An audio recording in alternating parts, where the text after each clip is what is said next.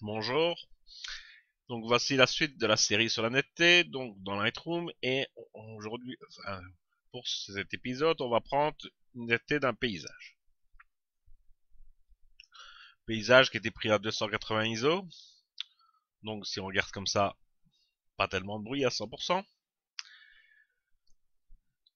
Et je vais directement aller dans la netteté. Alors, on pourrait faire des ajustements d'exposition, de couleur, mais c'est pas le but aujourd'hui, donc on est parti dans la netteté. Première chose, vous commencez à me connaître, mettre le gain à 0, allez voir le bruit, on n'en voit pas. Par contre, regardez bien si je fais ça. Si je prends le ciel et que je me mets à du 3 pour 1, j'ai ça. Je sais pas si ça se voit sur la vidéo, mais on voit tous des petits points. Comme un genre de moutonnement dans le ciel. Alors, ce moutonnement, si je prends mon réglage de base et que on va se dire, tiens, il y avait quand même des nuages un peu sympas là, on va prendre la clarté, on va booster un petit peu ce truc-là, et que je reprends maintenant à 100%, je vois que la clarté a largement mis en avant ces problèmes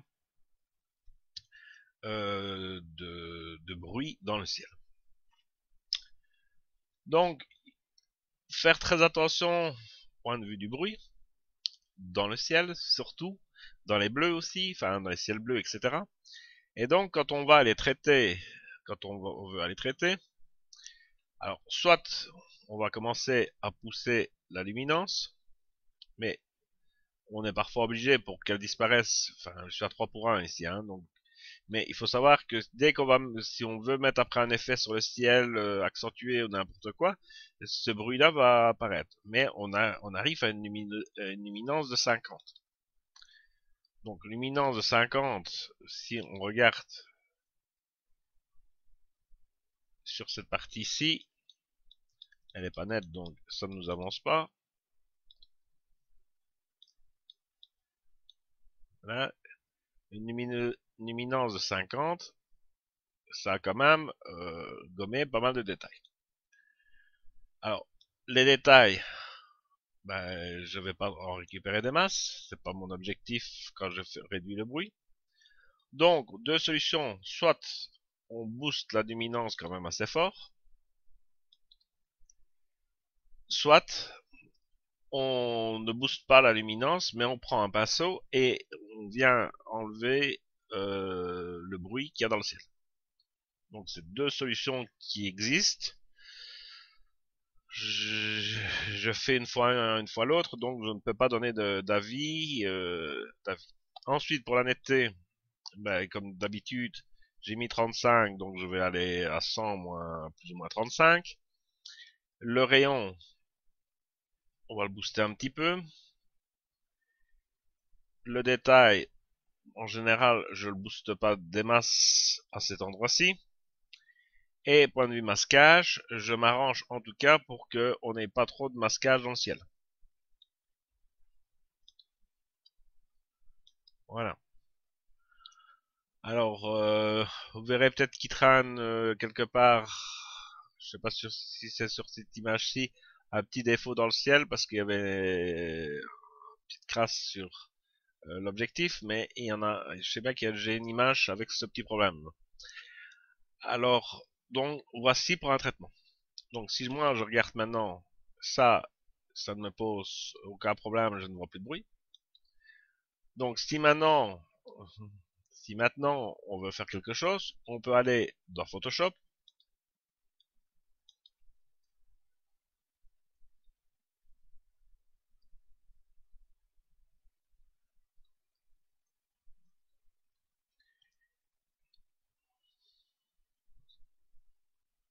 Ça va être un peu lent parce que ouvrir Lightroom, Photoshop et le programme de capture d'écran, ça ralentit quand même l'ordi.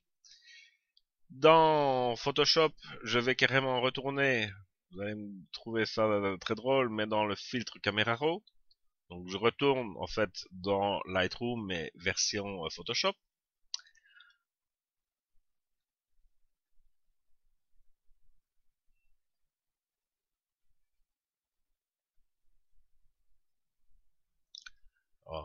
je vais... Alors j'avais mis en pause de 3 secondes le temps que ça se lance. Et dans Photoshop, ben, c'est là que je vais appliquer la clarté. Et je vais y aller carrément, je vais mettre à 100% de clarté. Je vais faire arrêter. Donc je fais OK. Je reviens dans mon Photoshop. Et je vais quitter pour revenir dans Lightroom, qui va me réapporter l'image ici modifiée en clarté.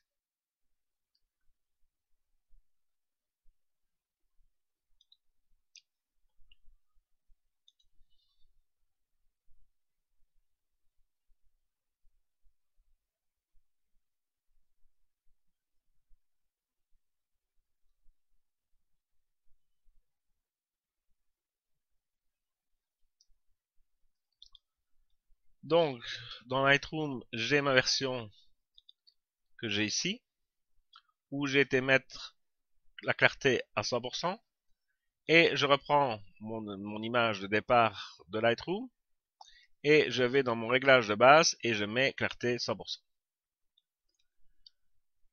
Alors, on va aller mettre ça en 3x1. Donc, voilà le bruit qu'on trouve à l'intérieur du fichier. Si je reprends le fichier qui a été traité, et qu'on reprend en 3x1, on se rend compte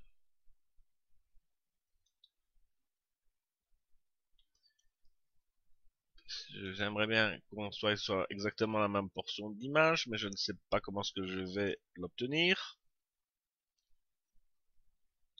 Bon.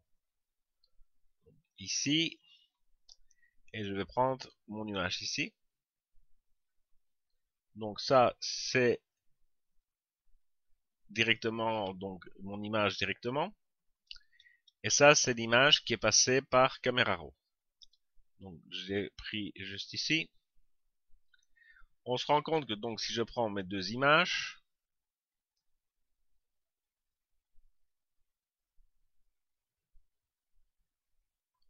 qu'on a un bruit plus ou moins similaire. Donc le fait d'appliquer une clarté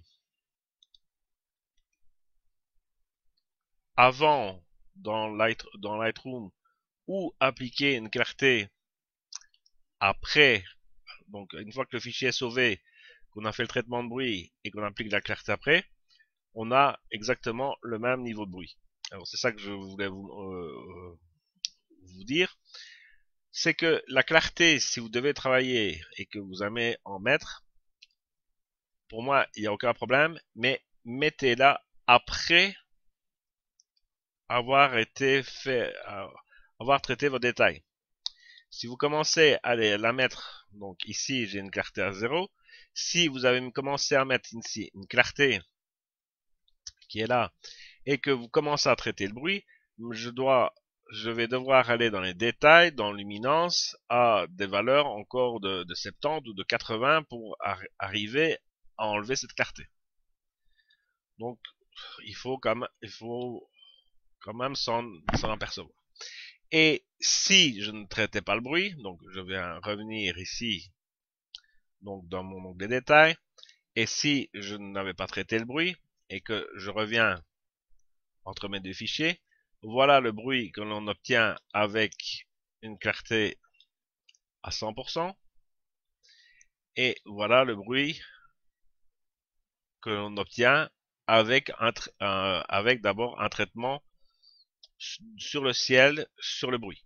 Donc c'est assez je sais pas si c'est assez incroyable ou ce que je raconte, mais si ça vous paraît clair, mais une image qui n'est pas bruitée, etc., on a très vite, même à bas ISO, on a très vite du bruit dans le ciel, surtout dans les bleus, et donc on doit très vite commencer à travailler sur ce bruit dans les nuages, parce que dès qu'on va vouloir mettre du contraste, un peu de clarté, ou des choses de ce type-là, on va faire remonter très vite du bruit, et donc l'image va devenir bruitée.